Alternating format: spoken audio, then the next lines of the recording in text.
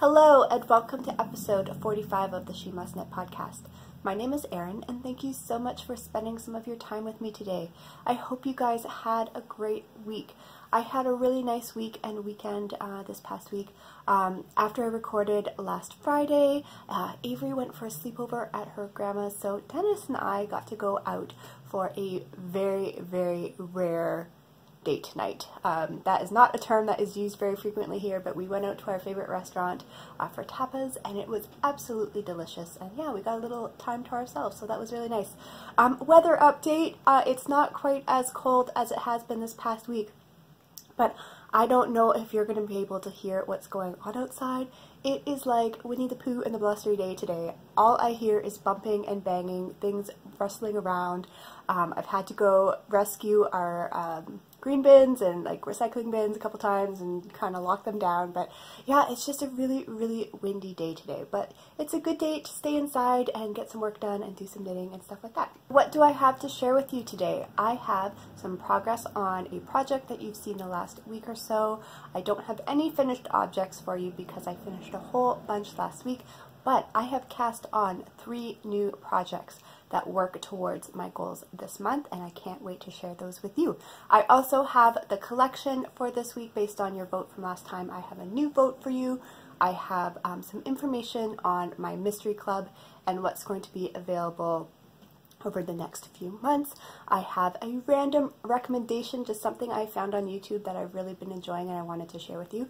And then also, Avery's going to be back, so that's a lot to cover. We're going to get started. I've got my tea with me. I'm enjoying tea again. I missed seeing my friend's mug. Did you miss my friend's mug? So yeah, I've got some tea today, and it is David's Tea Cardamom French Toast. It's one of my favorite flavors from them, and so that's what I'm going to be enjoying today. So let's get started with the knitting. Before I get started on my projects, I'm just going to pop Avery in here. She's been working on another project and she wanted to share it with you. Hello, my name is Avery and I've been working on a project. But first, this is who I'm making it for, a dolly, and somebody gave it to me named Bun, and I really love it. Thank you, Bun, if you're watching. And I made something for the doll. So this is what I made. It's a scarf, and these are the needles that I knitted it with. And I love it because it actually looks just like me. And I like purple and pink. That's actually my favorite color. Give me a minute and I'll put it on. And this is what it looks like on my doll, and Mommy cast on lots of stitches, and I did not like knitting all that stitches, but a few rows it was done. So this is how it looks all together. And what I like about it, when we skate on the wood floor, it actually makes a skating sound. And I like that the hat comes off. So I guess that's it. So I hope you liked this video. So bye. Okay, I'm back. I hope you enjoyed that. She has been working on her projects here and there. I wouldn't say that she is a voracious knitter yet, but yeah, she enjoys it here and there, and I am happy to help her out with that. So just in case any of you were interested, and if you have little people around that are starting to show interest in knitting, because Avery was never one who was like begging me to teach her. She just kind of slowly started to express interest. So it's been a slow process, but what I have found that has really helped with her, because she does get discouraged easily if things aren't going well or if she feels like she's not doing a good job. I have found it really helpful that we only work on her knitting a little bit of the time, only for as long as she wants to work on it, and sometimes that's just one row. But yeah, I usually start the first 3 stitches for her and I'll finish the last 3 stitches for her, because I find that's where stitches can pop off your needles. It's a little harder to control, so that's kind of a little bit more motivation for her. She's not getting a lot of mistakes at the beginning, at the end. So I'll do the first 3, she'll work through the row, I'll do the last 3. And then also, I know some of you have commented on how even her knitting is. She does make mistakes, and I will show her those. So I'll look at her row after and I will show her if there's any mistakes. But usually I will go in and on the next row I'll kind of fix those for her. But usually they're just where she will wrap the yarn around the needle and not pull it through, and so I'll show her that. It's like, see right here how that looks a little off? That's because you didn't scoop your loop. So the little rhyme that we've been using is boop, loop, and scoop. So you know, when you're putting the needles through the little the stitch on the needle, that's the boop, and then you loop the yarn around and then you scoop it out. So it's just something easy for her to remember, and she's actually doing very, very well. So I hope you enjoyed her new project. Thank you again, Bern, for making that beautiful doll for her. She really, really likes it. She plays with it quite often with another one of her dolls. So yes, that was very thoughtful, and she's already mentioned several times that she can't wait to see what other little outfits might be coming her way. So on to my knitting. The first thing I am going to share with you is my progress on my Caticorn pullover. This is a test knit that I am doing for Stephanie Lotvin, and I am absolutely loving it. The last time I showed it to you, I was still working through, I think I might have just finished the chart. I think I just finished the chart and I was working up the rest of the body. I have finished the front section now, and I have it all blocked, so now it looks all nice and pretty and even. So this is the front of the Caticorn sweater, and there's the little Caticorn and the horn, and I've got all the neck shaping and the shoulder shaping. The shoulder shaping was very, very minimal. There were some short rows that's going to kind of give it a natural, it's going to flow off the shoulders kind of naturally, but it was very minimal, very simple. And then yeah, all I have to do now is work on the back piece, and I have started that. I don't have a whole lot done, but this is what I have so far. The back piece is just the plain background, and then there is a little tail. So there's going to have a little kind of wavy cattail going up the back, but otherwise it's just going to be gray. So this is going to be very, very simple. And I'm actually not doing intarsia for this because there's only about 6 stitches. I've actually just been doing stranded knitting. So that is going well. I'm hoping to get a fair bit done on that this week and get that back done, and then it's just the sleeves. And I might actually have, I know I had mentioned this in a previous episode that I wasn't sure if I was going to have enough yarn for the entire sweater, but I think I might. So the body of the sweater, the gray, is this. This is all I have left.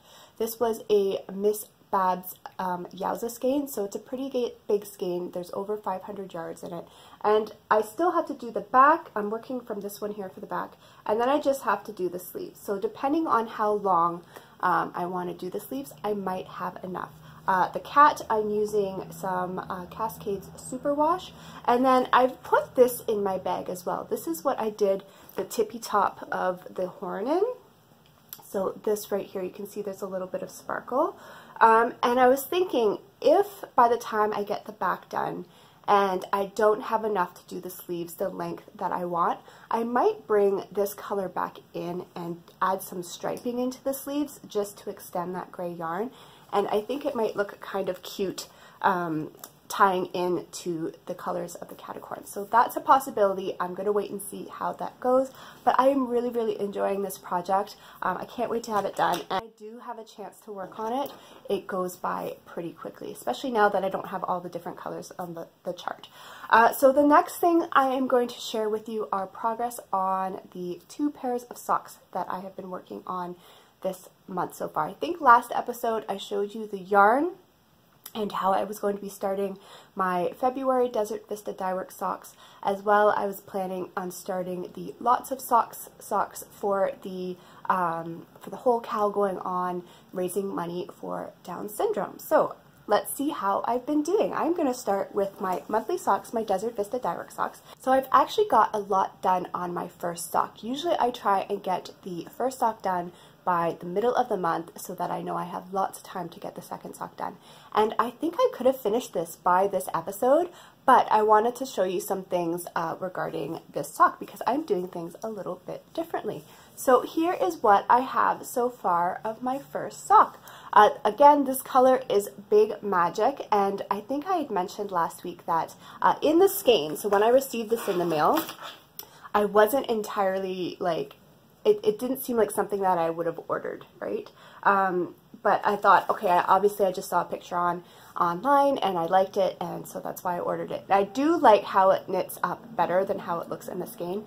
But again, I have seen pictures online of this colorway knit up by other people, and these pinks are way, way, way brighter, and sometimes the blue is a little bit brighter too. But I am making these for my brother's girlfriend, and I think she will be perfectly happy with these. But what I am doing with these, usually when I do my Desert Vista Dyeworks socks, I just do my plain vanilla sock because it is the fastest for me to knit, and I know I will not have any problems finishing them by the end of the month. I'm usually very hesitant to do a pattern sock because sometimes just that extra mental requirement can hold you back, and you just, you don't finish them. So I've always done my DVD socks vanilla. I decided to try something a little bit different. So I'm going to show you the side here, and you can kind of see this is a top-down sock. Usually I do my socks toe up. This is top down. And then it's also got a different heel construction. So you're kind of doing your gusset increases along the side as you go, and then there is some decreasing here. So you can kind of see the rib is kind of going in. So there's no picking up stitches. Usually when you do a top-down sock and you do a heel flap and then you have to pick up stitches around the flap and then do your decreases and stuff, there are no picking up stitches with this.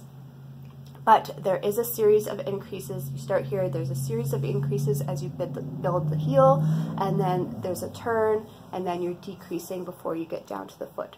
Overall, I've really enjoyed doing this pattern. It is called Jangles, and it is actually a pattern that I've had in my Ravelry library for several years. One of the goals on my bingo card this year is to use 10 patterns that I acquired before 2019. So yeah, the other day right before I wanted to start these socks, I just had a look on my Ravelry library. I narrowed down the search to just socks, just to see what I had in my library already, what I've already spent money on, what I can use, and this pattern popped up, and I thought, you know what, this might be really good to try. And also because these are gift socks, I find it easier to get the an accurate foot size when working top down, because you just do the leg as long as you want, you pop the heel in according to the pattern, and then the foot is, I find, much easier to measure until the end of the toe. Whereas when you're doing toe up socks, sometimes if you don't get that placement of the heel correct, or you don't start doing, like if you're doing a toe up heel that requires increases, if you don't start those at the right point, the sizing of your sock can kind of go off. So I thought for the gift socks that I'm doing this year, I would like to find some alternate patterns that I can get the sizing really, really accurate. And so I think I'm going to be able to do that with these. I have tried them on and they're pretty comfortable. I would be willing to try a pair of these for myself and just see how they wear. But yeah, I should probably start the toe soon. The other thing I wanted to show you with these, which is why I didn't completely finish them off, I think I could have finished them the other night. So the other reason that I didn't want to finish those socks is because I've actually been able to pull out a tool from my stash and use this tool again with these socks, and I've really been enjoying it. So I thought I would show this to you in case you hadn't seen it before. But this is the Sockies, I think, and it is basically like a foot measuring sock assistant type tool, and I have been able to use this because I am making these socks for my brother's girlfriend, as I said, and she is a size women 7, so she is right there.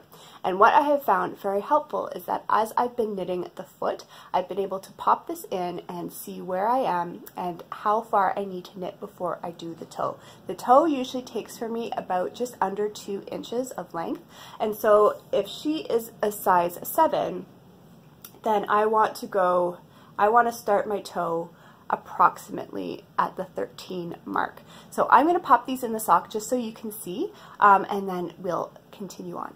Okay, so here we go. I've got it put into the sock. You can see I've got the end nestled right into the heel turn right here. And when you push it up, you can see the 13 is right there. So that's about how much more I have to knit before I start the toe. So that once I'm there and I start to do the toe, it will bring me up to about the size 7. And again, usually with socks, you want a bit of negative ease. So yeah, I've been finding this pretty helpful with doing these socks. And the other thing I like is that it's got all the different sock sizes. So it's got the baby size here up to a 3. It's got your little kids up to a 10.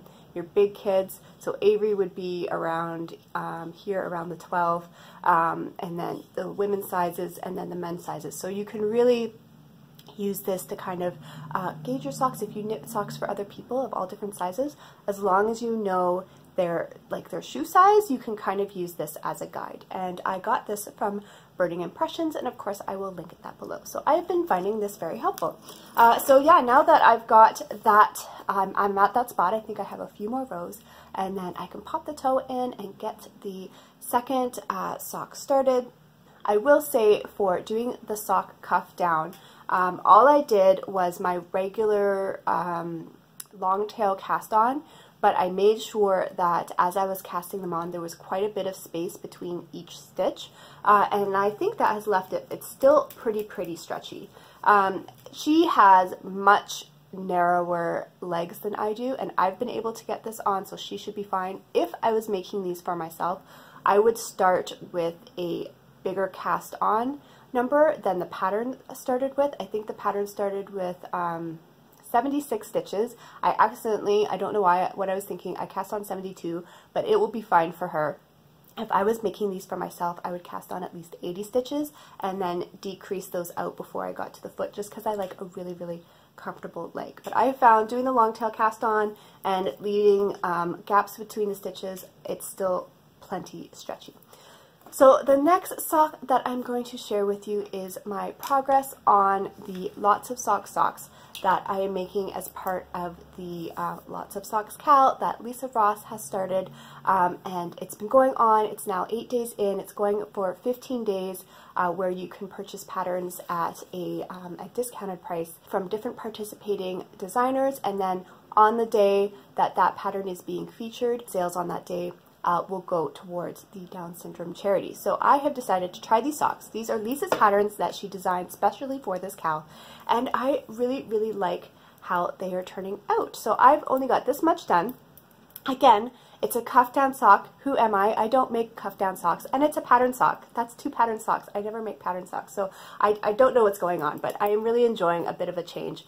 But yeah, this is the pattern here. It is done with mosaic knitting, slip stitches. It looks like you're doing stranding and carrying all these yarns across, but you're only doing slip stitches. You're only working with one color every row, and it's a very short pattern repeat. So after a couple of rows, I was able to memorize it, and this could be on the go knitting for me right now until I get to the heel, because I don't know what she's doing with the heel.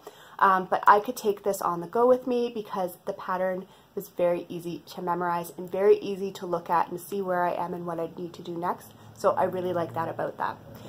But yeah, I like how this is looking. I think this is going to be a really neat effect. The 2 yarns that I'm using are a sock blank that is from Stranded Dyeworks. So this is where I am up here. So I'm really in a blue section. It's going to be very interesting to see how the look of the sock changes as I get into some of these other sections, because right there, so here we start getting into a much more pinky, mauvey, muted section, whereas up here it's quite blue. So once I get down here, the socks are going to look quite different. So yeah, this is a really fun sock blank. I am enjoying working with that, and that was one of my goals this year as well, is to use some of the sock blanks from my stash. And then the yarn that I am pairing with it is this one here. It's just a semi-solid. I got this in a swap last year. It's from Artful, I think, Artful Bell. So I think that is a really nice compliment. I don't expect to whip through these socks. I forget what date the KAL ends, but I will link to the thread below if you're interested in checking it out. But yeah, socks that have a little bit more of a pattern like these do tend to take me a little bit longer. we'll just have to see how it goes. But yeah, I encourage you to go to the KAL and go to the thread and check out the knit along, check out the patterns. Also follow Lisa on Instagram. Her name is Paper Daisy Creations over there, because she is posting every day which pattern is the kind of the feature pattern where the money will get donated, and they have already raised $10,000. She posted this yesterday, and it just like, my mind just blew. Like, I could not believe in only, 7 days that they've already reached $10,000 for this. So that is really, really neat. So yeah, I encourage you to go check that out and see what kind of patterns are going to be up next. So the final project that I am going to share with you is not at a very exciting stage, but I wanted to show that I had started it. I had mentioned before that one of my goals this year is to use most of this Lion brand yarn that I got about 2 years ago that is just taking up an entire bin in my stash, and it would just free so much space up if I could get this used. So this is the yarn here, and I bought it because I just thought this color was so pretty. It's basically a base of a couple of different tones of gray, and then there's all these little jewel tone colored pops in there. I just thought this was such a pretty color, and these are bonus bundles, so they are quite a bit bigger than the usual Wool Ease balls. So I think I have 5 or 6 of these. It's quite a bit. And when I purchased it, I was thinking of making some sort of like coat, like a fall, spring kind of coat like garment. And I don't think I'd get a lot of wear out of that. So I've been looking and looking and looking for different patterns, and I kind of want like a bulky sweater, something that will be, really toasty. I know I still won't wear it all the time, but just something on those really, really cold days, those cozy days at home, that I might have like a bulky sweater that's a little bit longer that will still look good with leggings. So yeah, that's what I was looking for.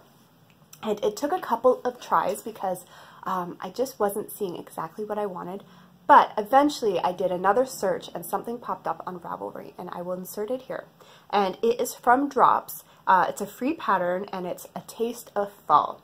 And this is basically what I wanted. I wanted a scoop neck. A lot of the other patterns that I was finding were either a really, really high neck, or yeah, I think all of them were like a really high neck. I prefer a scoop neck or a V-neck.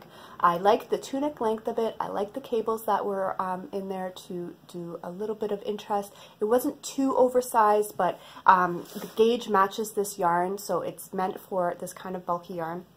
And so the other day I cast on. And what I've got done so far is the ribbing. So this is going to be such a cozy sweater.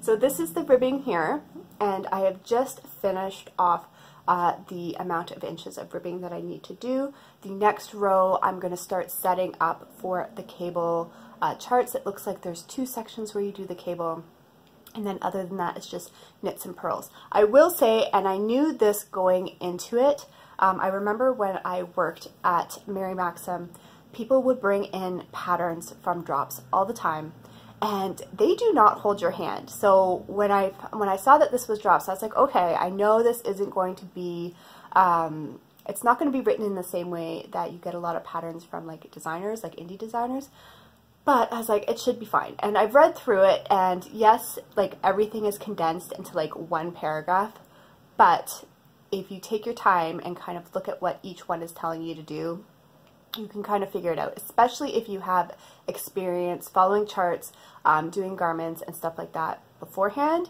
I think you would be fine. If you are a brand new garment knitter, I would probably not suggest starting with a Drops pattern, but I am excited to see how this turns out. If I finish the sweater and I don't like it, or I don't think I'm going to wear it, I will probably frog it and just make some sort of blanket with this yarn, because I think that would also be very pretty. But I just really want to try making a sweater with it, because I just think the color is so pretty. So we'll see how this goes. It's either going to turn out really, really well, or it's going to be a complete flop, and we're going to have another blanket in the house. So that is that project. We'll see how much progress that I make for the next week.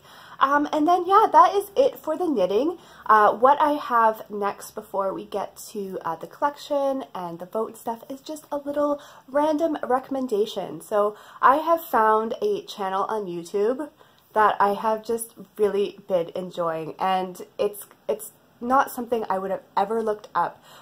If you watch YouTube, you know, you get that sidebar, you get those recommendations, and often they are related to what I like to watch. So I watch a lot of beauty channels, I like a lot of knitting channels, so usually what's in the sidebar for recommendations for me is those type of channels. But this one popped up, and I forget if it was just the one time or if I'd seen it a couple of times, and I was like, okay, what is this? You know, let's go check it out. And it is a channel called Curiosity Inc. And it's based on, it's a guy who lives in Edmonton, Alberta, Canada. And his background is he basically left his kind of corporate work to start an antique store. This was always his dream as a child. When he was little, he would buy and sell antiques as well. And so he wanted to start a store, and he did. And this channel is basically just documenting everything to do with this store. So sometimes it's auctions, sometimes it's going to estates. There's a lot of mystery boxes. You know I like my mystery boxes. He'll get some mystery boxes from estates. He'll bring them back to the shop and unbox them with you and kind of go through the items. But what really makes it interesting is just his personality. He has a very, very pleasant demeanor. He throws in historical facts whenever he's going through items. And some of the items, if you have any interest in history whatsoever, I think you would enjoy this, because as he's unboxing these things, or as he's going to auctions and kind of explaining what items are of interest to him, he throws in all these little historical facts, and it's just been really, really fascinating. The current thing that he's working on that I think has brought a lot of viewers to his channel is he purchased this house that a family, their parents had been hoarders, and they were just not up to taking care, like up to dealing with this house. He brought the whole house with its contents, and he has been going back and going through the house and just sharing what he's finding. He's got stuff from the 50s and the 60s and the 70s and all different eras. It's just been a really, really fascinating channel. And like I said, he's just very pleasant to watch. He's very pleasant to listen to. And I have just really been enjoying his videos. So if you have any interest in history whatsoever, or you think this might be interesting, I encourage you to go check it out. I think you will like it. But yeah, I've even been trying to get Dennis into watching it because he loves history. But he's very much like, he'll just kind of blow things off for a while. But I think I'll get him. I think I'll get him to watch some of them. But so next, finally, is the collection, and then also I wanted to talk about my mystery club for the next couple of months. I just put up the listings in my shop for the next 3-month bundle, so April, May, and June, as well as the individual months. I think are up for February, March, and April, I think. So with my mystery club, you can get them individually, or you can get them as a bundle. If you get them as a bundle, there's just a slight discount in the overall shipping over the 3 months. But something new that I've been doing this year is giving a lot more options in terms of the types of yarns received. So last year and the year before, it was just a sock blank. This year, you can choose from a sock blank, you can choose from a sock set, you can get a 100-gram skein. You can also add on tonal skeins. So if you wanted a sock blank, but you wanted a little bit more yarn for a project, you could add a tonal skein onto that, like an accent skein. So some people have been doing that who like to do bigger shawls, or if they need to make larger socks, they've been adding accent skeins. You can also add progress keepers, like the clay ones that I make, stitch markers.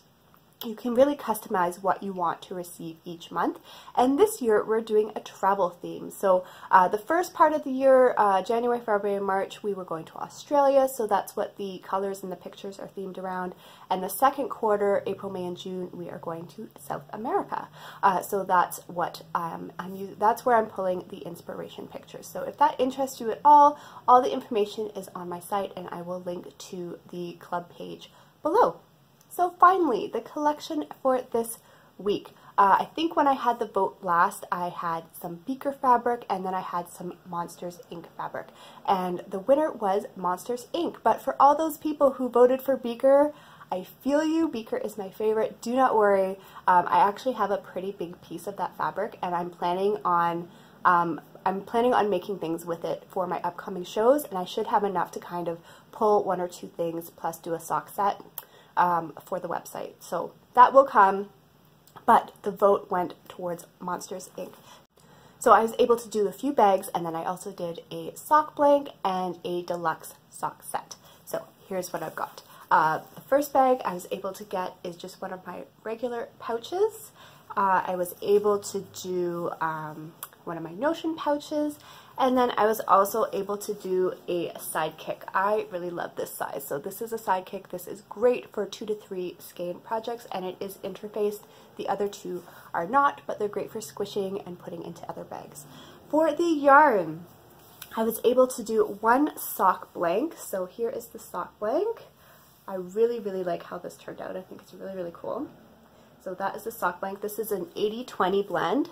And then I was able to do one deluxe sock set. So with my deluxe sock set, you get a 50-gram skein here, and then you also get 2 20-gram minis there that kind of coordinate, that are more tonal. The 50-gram is speckled. You can kind of see there's some blues and purples and greens. And then the 20-gram minis tend to be a semi-solid. But I also do a little stitch marker with my deluxe sets that go with the theme. So for this Monsters Inc. one, look, there's a little Mike.